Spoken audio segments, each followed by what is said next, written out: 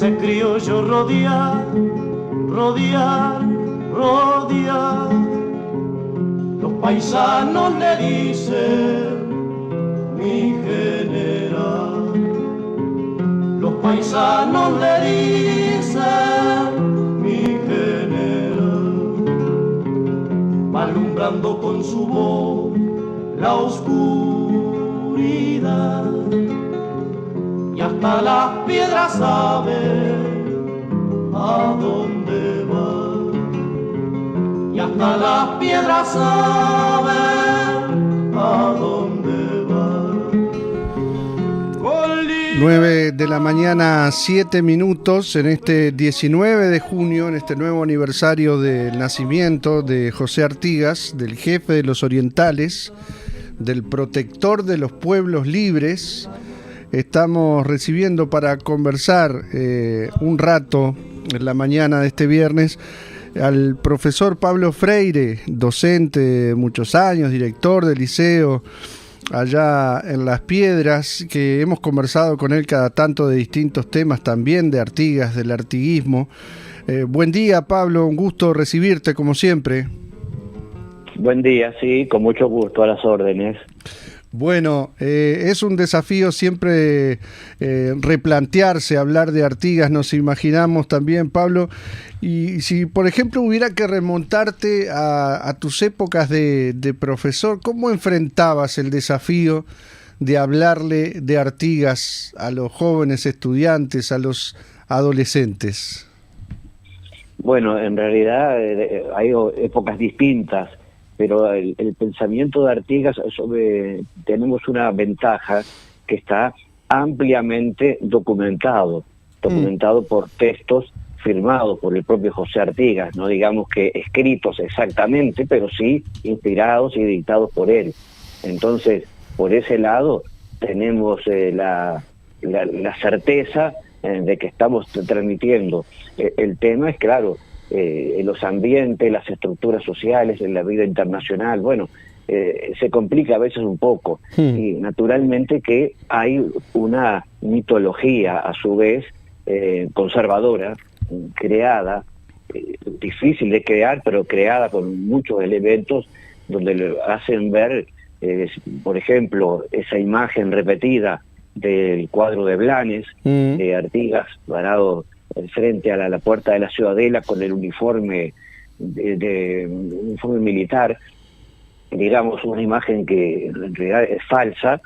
Bueno, el artista tiene derecho, pero se hace justamente la pintura en una época donde el autoritarismo del Estado estaba presente. Entonces hay toda una, por ejemplo, hay una mitología que se difunde que desde hace mucho tiempo, quién sabe por qué medios, pero por ejemplo, donde se habla de Artigas como creador del Estado oriental, lo cual es una contradicción extraordinaria, pero en definitiva, los propios escritos, los propios textos de Artigas y su obra, su accionar, sus respuestas ante, digamos, tentaciones que se le ofrecieron, hasta de darle un poder absoluto a nuestro territorio, lo hacen, lo confirman.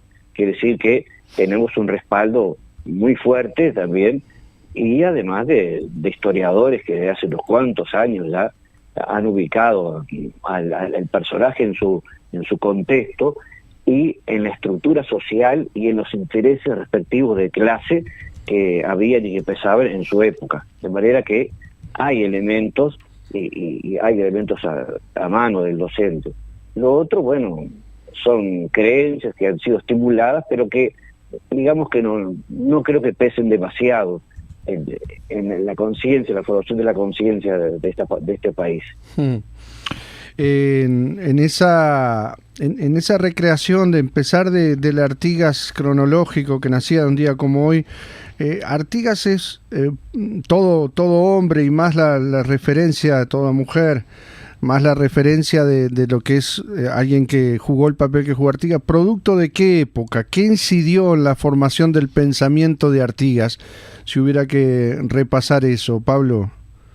Bueno, en realidad eso es un poco opinable, sí, tiene su parte de opinable, por supuesto, porque estaba hablando de nada menos que la formación de la conciencia lo seguro, vamos a decir, pertenecía a una familia de pequeños o de medianos hacendados, en primer lugar. En segundo lugar, hay sobre la época corrientes de pensamiento renovadoras que está saliendo el mundo occidental, consolidando la salida, mejor dicho, de sistemas monárquicos absolutistas y de predominio de la nobleza y la aristocracia terratenientes. Hay una lucha que se da en todas partes del mundo, está representada por el pensamiento de algunos norteamericanos, algunos franceses. Ahora, ¿cómo llega esto, Artigas? Yo creo que es una influencia que puede ser valedera, pero no decisiva. ¿Por qué? Artigas no fue un hombre de estudio. Digamos que lo que hizo fue estudiar hasta los 14 años, y bueno, y después de su vida se realiza en la campaña, en distintas actividades, en las propiedades familiares, y esto, insisto, en personas que tenían propiedades y trabajaban en el campo. Y acá viene una diferenciación. Había personas que vivían, que trabajaban en el campo, que se dedicaban a la producción rural, fundamentalmente ganadera, lo que era en la época, y había un sector poderoso, dominante, de personas que eran propietarios más o menos legales de tierra, pero que no vivían en ellas, que vivían en la ciudad. Eran los llamados ausentistas, que tenían un sentido de explotación netamente comercial. ¿Ausentistas? Social. Ausentistas, porque estaban ausentes de sus tierras. En realidad, ese sector poderoso lo que hacían era organizar partidas, contratando gente dispuesta en el momento, iban a sus propias tierras, por supuesto, bueno, y tal vez tocaban a algún vecino, y ahí, digamos, 1 o 2 veces por año se hacían enormes faenas de ganado, con los que se obtenían los productos que interesaban en la época, básicamente el cuero, y después otros derivados, y eso es un producto de exportación muy valioso.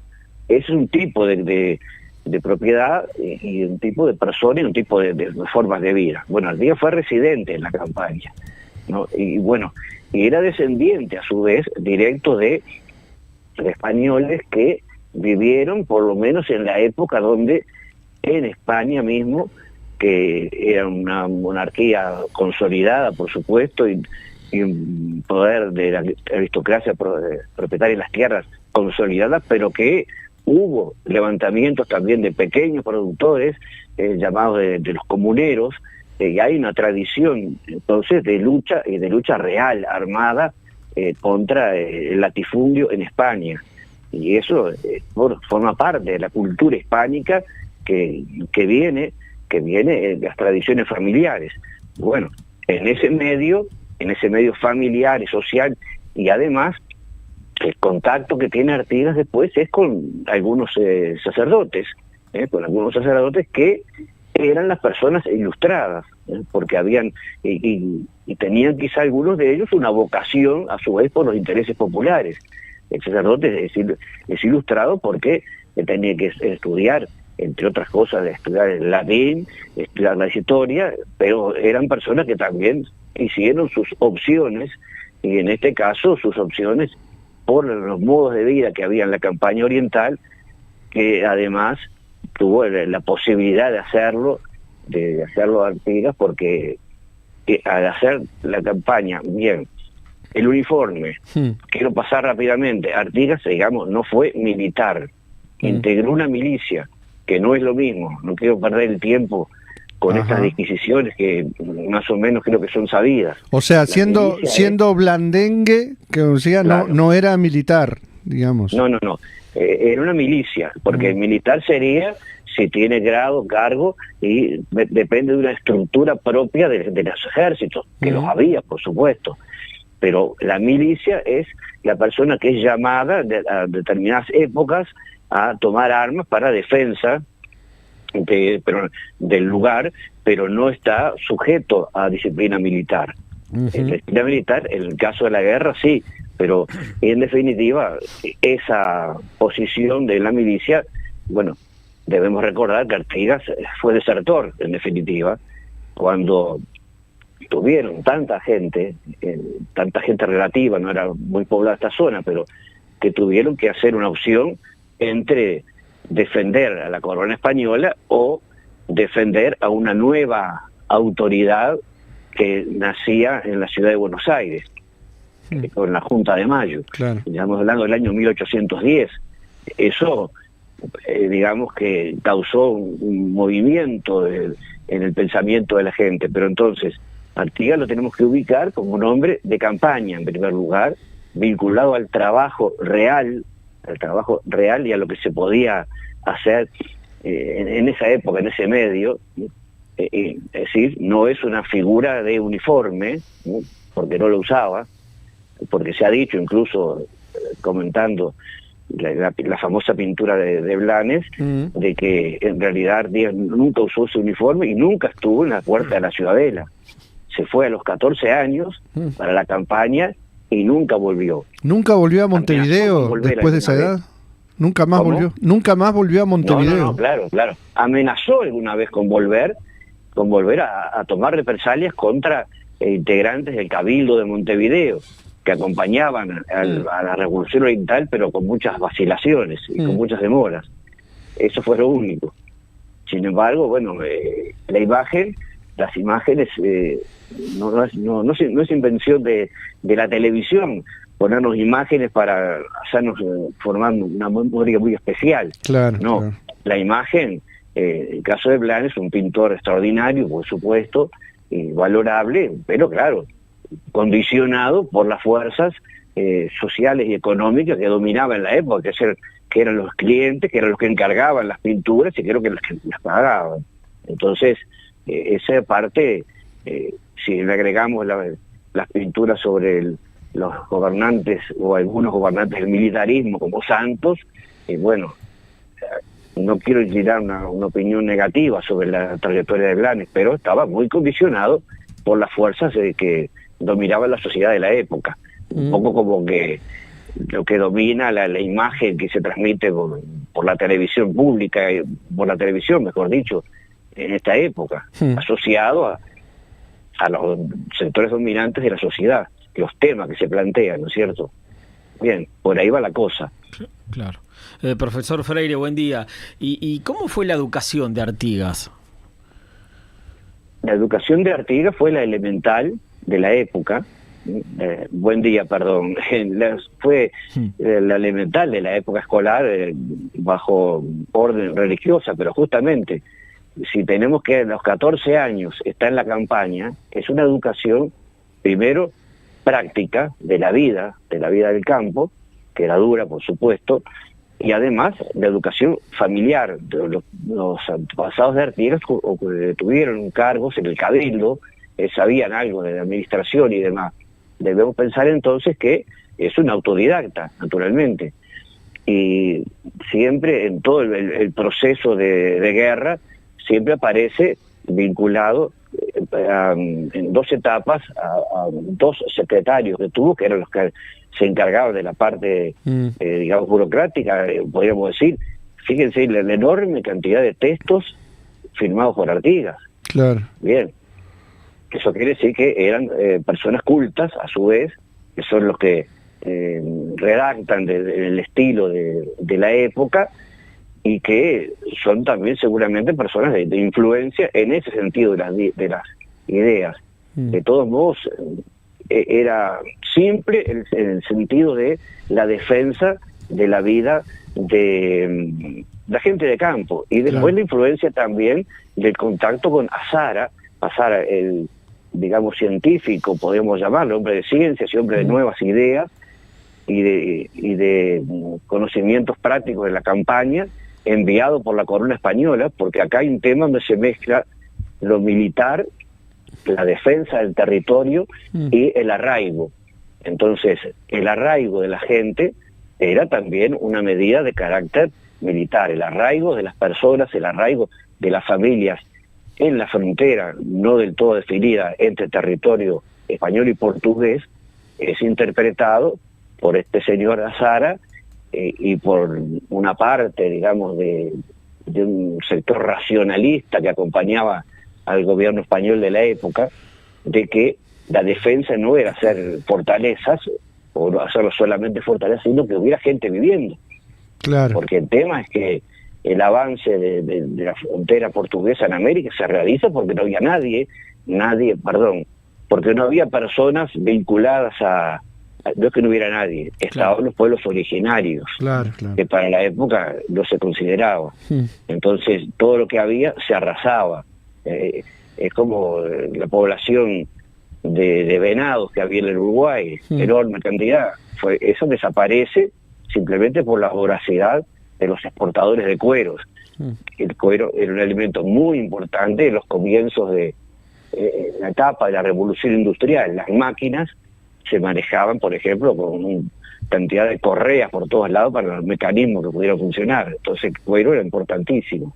Y la población de venados fue destruida, y la de ganadería no, porque tenía una crianza, la naturaleza muy favorable, pero el tema es que si no hay gente, si no hay vida, si no hay gente viviendo, no hay soberanía que valga. Claro. Entonces, todo esto va confluyendo a que Artigas vaya teniendo una comprensión notoria de lo que es la vida en el campo, lo que es la sociedad y lo que es ese sector.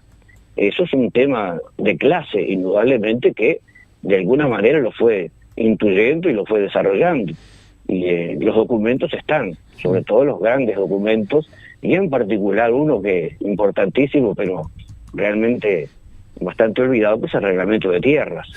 Bueno, eso es lo que nos muestra el reglamento de tierras, y el de comercio también, en cuanto a la necesidad de una integración económica en la zona, porque además, digamos esto, las palabras que se usan, las palabras denotan el pensamiento, las palabras que se usan y las que no se usan, y no encontramos referencias en Artigas que le hablara a los orientales, ¿sí?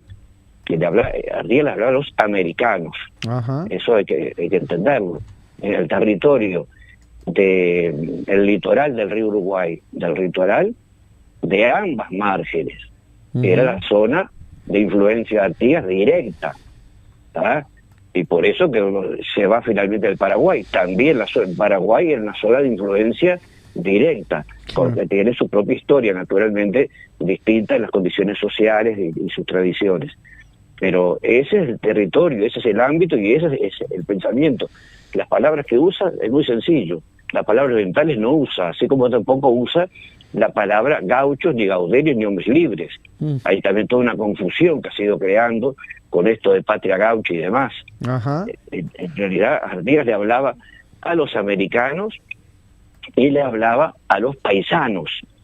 El paisano es el que se radica, el que con su rancho y con unos elementos naturales establece un lugar donde cría ganado, lo cuida, vive de él, pero no lo extermina, lo mantiene, y esa era una de las luchas que había de sectores sociales en la época. Todo eso está muy estudiado, por supuesto, y saliendo de que, recordemos que en nuestro país durante muchos años se pensó que el reglamento de tierras era una propuesta idealista, interesante, pero que no salió de propuesta.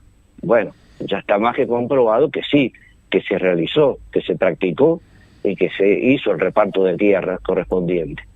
Y bueno, ese es el Artigas, y ahí hay una especie de lucha así permanente, en el Artigas mitológico de a caballo y luchando contra los españoles, y el Artigas de la realidad, tomando de los españoles las tradiciones populares que había, que existían, por supuesto, y dirigiéndose hacia el paisano, hacia la gente común, y con unas ideas propias, avanzadas de la época, como era, desde el punto de vista político, el federalismo, y con el reparto de tierras como base.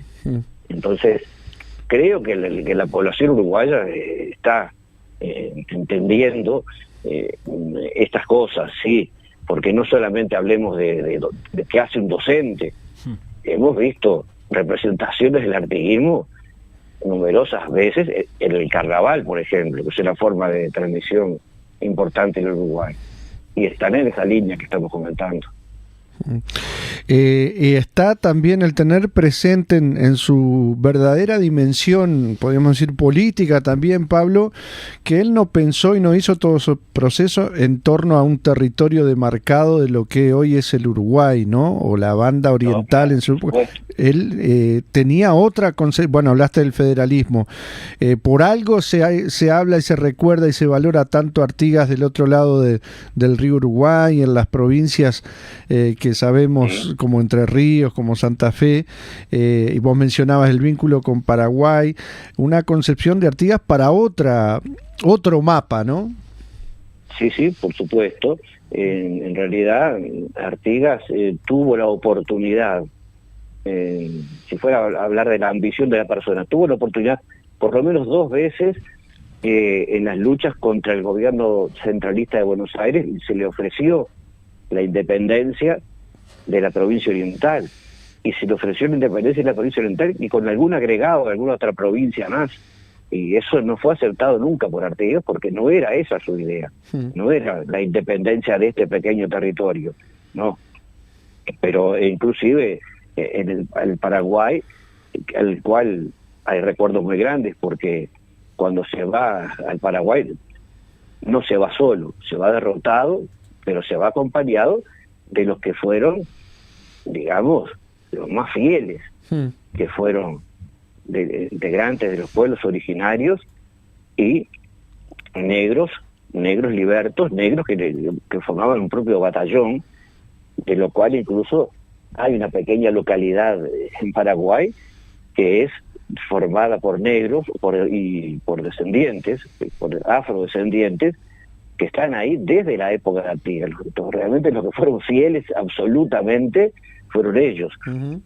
Que hemos sabido algo, hasta algún desfile de llamadas vino alguna vez una comparsa de esta población, y que es algo impresionante, que toca el candombe, por supuesto, no como acá, está muy estilizado. De San Isidro de Curuguatí, por ahí era, Pablo. Por ahí, pero ese no es el nombre, no lo tengo presente en este momento. Decía Mambay, no recuerdo bien ahora. Pero es una pequeña población que están los descendientes, los negros descendientes de Artigas, bueno, están mezclados lógicamente con otro tipo de población, pero que conservan el recuerdo de Artigas y el recuerdo del tamboril. Es impresionante, pero esos fueron los fieles absolutos. Cambacuá, acá encontré el nombre. Cambacuá. Bien, muy bien. Profesor, ¿por qué Artigas se va al Paraguay precisamente? ¿Por qué Paraguay? Derrotado, en primer lugar, absolutamente derrotado, porque en definitiva las fuerzas por un lado, las fuerzas de Portugal sumadas al Reino de Portugal, sumadas al gobierno de Buenos Aires, fue demasiado para este ambiente, pero además con la deserción y el abandono de parte de los sectores sociales más ricos, más poderosos de Montevideo, que se separaron de la causa artiguista. De repente siguieron pensando en la independencia, pero lo abandonaron. Entonces, lo que queda era, bueno, la etapa de poder hacer una conciliación, de hacer algún arreglo, pasó. Justamente Artigas fue intransigente, hasta en quien como lo critica, como que dice fue demasiado intransigente, y sobre todo de una época como la que estamos viviendo, donde a veces sabemos de planes políticos que se presentan, que son aceptados por la población, que se llega al gobierno con determinadas propuestas y que después se abandonan inmediatamente por distintas consideraciones, y como que estamos en una confusión de no sabemos si cuál es el cambio, si el cambio seguirá igual. Entonces la intransigencia de Artigas es una de las cosas que en la población uruguaya es muy bien sabida, muy bien recordada. Se retiró derrotado y fue recibido, más o menos, pero recibido por el gobierno de Paraguay de la época de la dictadura del doctor Francia, que fue por un lado recibido, pero por otro lado aislado, mantenido aislado, porque era un elemento de riesgo por su gran popularidad. Y ahí se termina la influencia. Y bueno, y de ahí viene que cuando se le manda a buscar de un gobierno independiente, incluso el que mandan es un hijo de propio Artigas, no acepta directamente, estaba totalmente lúcido y bueno, no aceptó. ¿Por qué no aceptó? Bueno, naturalmente, porque ese no era el plan. El plan era una confederación americana con esos territorios del sur. Y ese es el drama personal de Artigas, el terminar derrotado y solo, pero habiendo dejado no solo el ejemplo, sino dejado los documentos que están ahí a la vista. De ahí que haya una interpretación también, bueno, ya no quiero hacer este mal, pero de que el Uruguay es una nación incompleta. Aparte son 30 años en Paraguay, no es que estamos hablando de poco tiempo. Claro.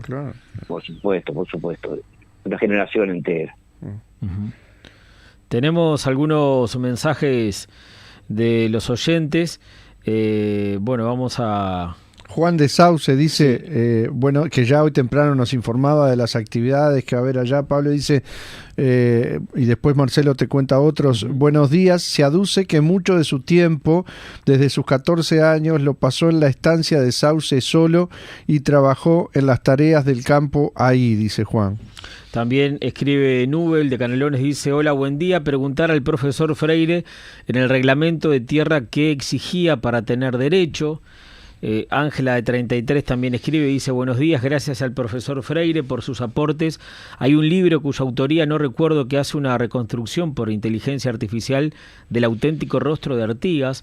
Por otra parte, hay una historia muy mal enseñada de reducir a Artigas al Uruguay. Por ejemplo, se ha sembrado desprecio hacia los hermanos argentinos, entre otras cosas, dice Ángela. Y Juan de los Boulevares dice, ¿qué se sabe de Andresito, tan reconocido en Argentina también? Bueno, todos los oyentes que están participando. Sí, todos aportes sumamente interesantes.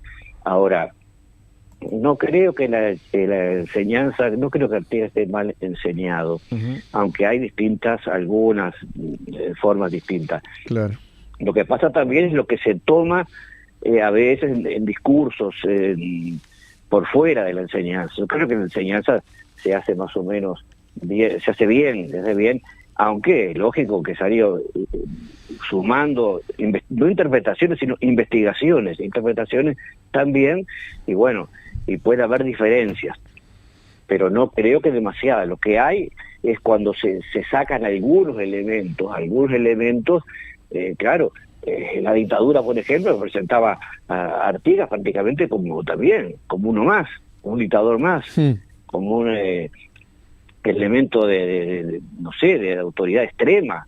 Bueno, eso en realidad no, pero ese es el episodio, la etapa negra de la historia del país, la última, bueno, que no podemos considerarla de ningún aspecto, empezar a considerar eso fue terrible y digamos que eso pasó. Ahora, no se profundiza de pronto mucho, pero menos en los discursos oficiales sobre el tema de la sociedad, de las clases sociales, ¿tá? Entonces, bueno, sí, hay festejos que hacen los grandes hacendados uruguayos, por ejemplo, que siguen dominando la sociedad, que siguen, por las cifras así lo dicen, que siguen gobernando a través de sus latifundios, la influencia que tiene es enorme, y tiene su visión de Artigas. Bueno, eso ya estaríamos pasando a otro tema. Claro.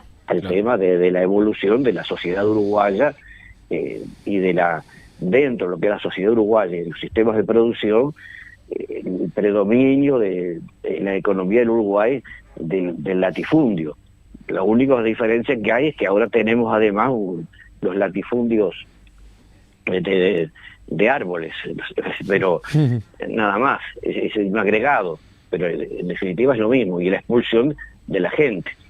Se confirma, se concreta la expulsión de la gente, lo que viene desde tiempos, digamos, coloniales. Claro. Sí, podemos decir, el plan de Artigas sea arraigar a la gente.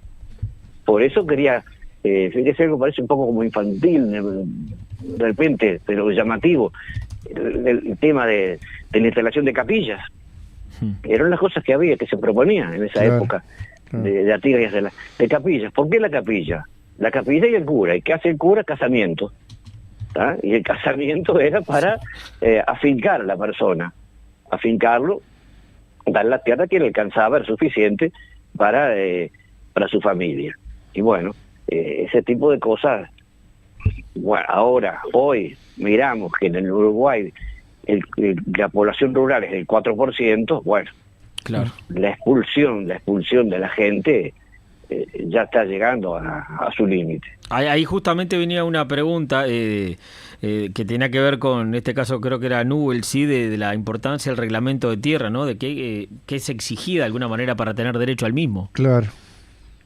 No, exigir no era que se exigía sí, y claro, bueno, sí, era lo mínimo, que era instalar un rancho y 2 corrales, Claro. es decir, porque era para que hubiera ganadería intensiva, no y terminar con aquello de lo otro, que era simplemente salir a cazar el ganado, y cazarlo no a tiros, ¿no? Porque a tiros lo arruinaría el producto, pero cazar el ganado para después vender los cueros y punto, se terminó. No, esto buscaba un asentamiento y con condiciones que debían de cumplirse y que se empezaron a cumplir. Que se empezó a cumplir, sí, y que generó la base social del antiguismo, en definitiva. Claro. Y que se mantuvo muy poco tiempo porque no hubo ningún proceso que lo continuara. Hubo solamente la acción de algunos caudillos que permitieron, y además otra cosa, vamos a lo más importante, la justicia, el sistema judicial del Uruguay ya independiente, desconoció absolutamente los títulos de propiedad dados por Artigas, que además no eran de propiedad, eran de tenencia de la tierra, y la propiedad vendría seguramente después de un proceso de afincamiento y de constatación. Claro. Entonces, entre el título de propiedad de la corona española y los permisos dados por Artigas, los jueces fallaron a favor de la corona española, los jueces del Uruguay independiente. ¿Por qué? Porque es un tema de clase. Ellos pertenecían a la misma clase que era la clase dominante durante la colonia, la clase de hacendados y exportadores.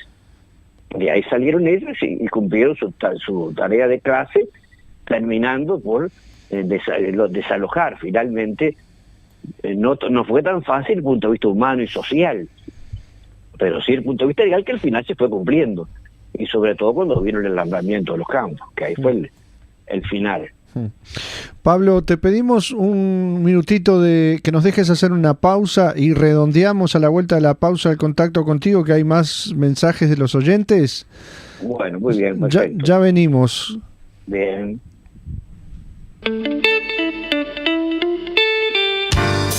Transmite Radio 36, Centenario, de Montevideo, Uruguay. Una radio imprescindible, porque nos da ánimo siempre.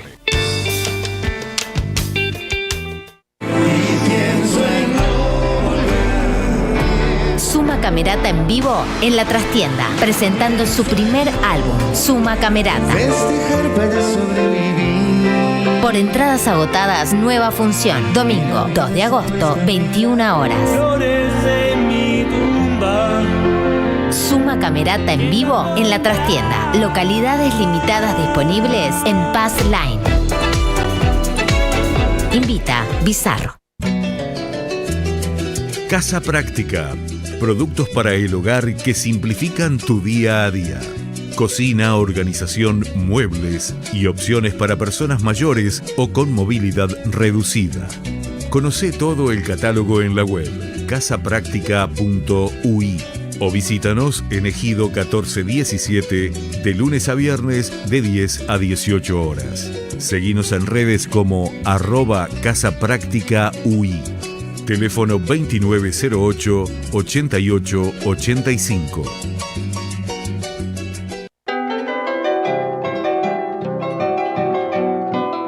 Endulce su vida con miel natural pura de la nueva Reserva Ecológica de los Montes del Queguay de Paysandú.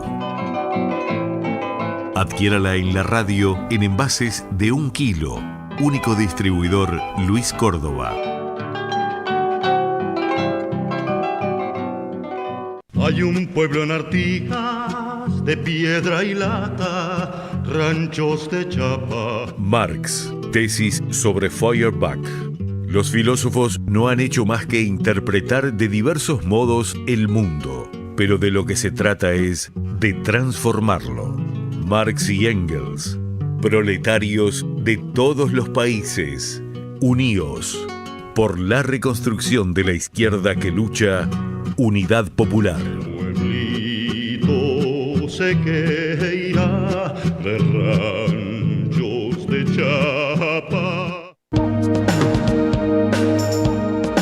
Mañanas de Radio. El periodístico de Radio Centenario. Los paisanos le dicen. Seguimos conversando con el profesor Pablo Freire. Bueno, siguen llegando los mensajes. Completamos este de Juan que hablaba de qué se sabe de Andresito, tan reconocido en Argentina. Dice, y después la cisplatina de los traidores, la base de nuestra república, dice en este mensaje. Bueno, Pablo, y también en el chat del canal de la radio en YouTube hay mensajes. Y dice, por ejemplo, Roybal, que escribe desde Estados Unidos, cita una frase atribuida históricamente a Artigas, ¿no? La causa de los pueblos no admite la menor demora, y después dice Orsi, la causa del capital financiero no admite la menor demora. Y Florisman dice, buen día, saludo al profesor. Pregunto si a Artigas le llegarían noticias de esta banda estando en Paraguay, ¿no? Como ser los asesinatos de los charrúas, dice. Si Artigas se habrá enterado de todo eso. De todo, quién sabe, ¿no? De todo no, seguramente, pero básicamente sí. Claro. Básicamente sí, porque, a ver, porque si no hubiera vuelto.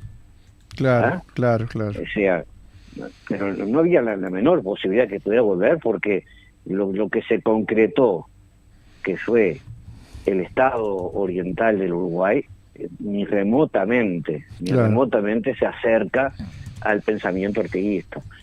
Y la parte social tampoco, porque con los pueblos originarios, bueno, el genocidio, bueno, a ver, cuando se resuelve instalar el monumento a Artigas, hubo una larga discusión, una fuerte discusión intelectual de cómo se le titulaba el monumento que está en la Plaza de Independencia, ¿verdad? Cómo se le titulaba.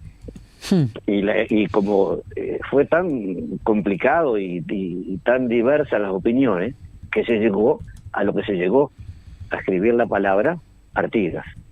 ¿Ah?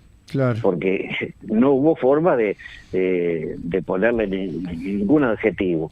Ahora, el emplazamiento del monumento, al instalarse ahí, significó retirar el que estaba antes, como una jugada de ajedrez o juegos de damas o juegos de fichas. Sacó al otro. El que estaba era el de Joaquín Suárez, que ahora está ahí cerca del Prado, en la Avenida Suárez, justamente. Y el monumento a Joaquín Suárez, bueno, eso por lo menos para el Uruguay significa mucho el haberlo retirado, porque fue el primer etnocida en realidad, que fue el gobernante que no solo se produjo esa matanza ahí de Salsipuedes y alguna otra más cerca, sino que además se produjo el arreo, caminando trajeron a las mujeres y a los niños a Montevideo.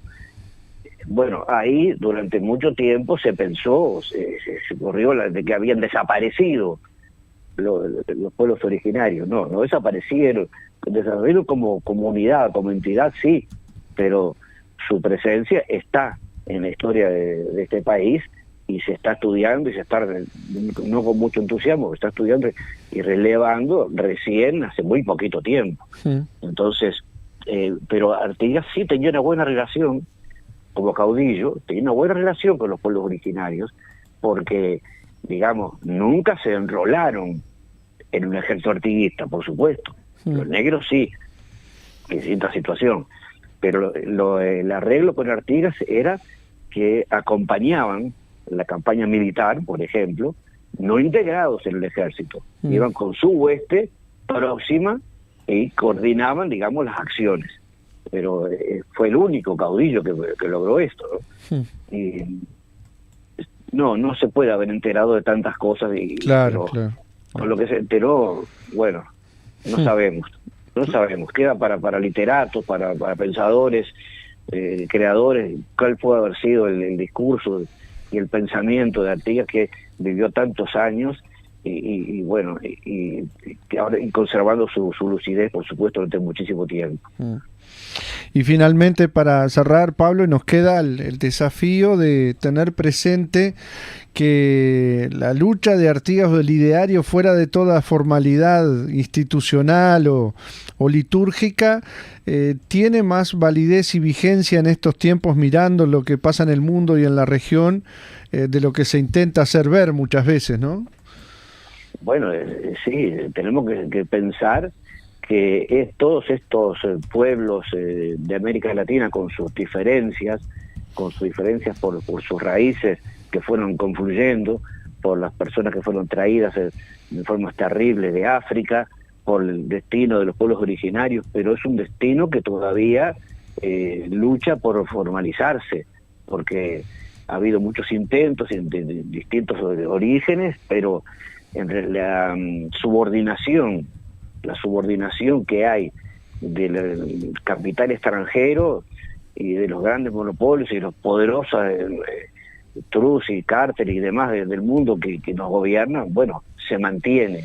Quiere decir que la necesidad de pensar con un criterio, por un lado, nacionalista latinoamericano, y por otro lado, con una sociedad más justa, eso se mantiene, que eso está dentro del ideario podríamos decir, de todos los próceres de los países latinoamericanos, que todos fueron derrotados de distinta forma para instalarse nuevas dominaciones, que lo que cayó fue en definitiva el imperio hispánico, que se venía abajo por la falta de base en la propia España.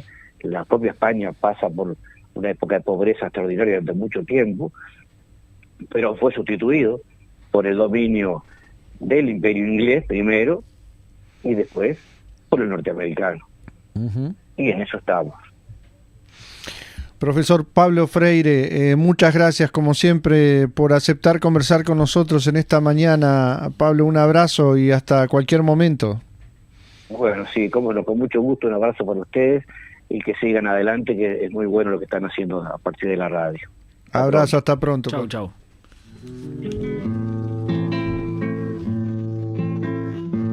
Quisiera poder abrir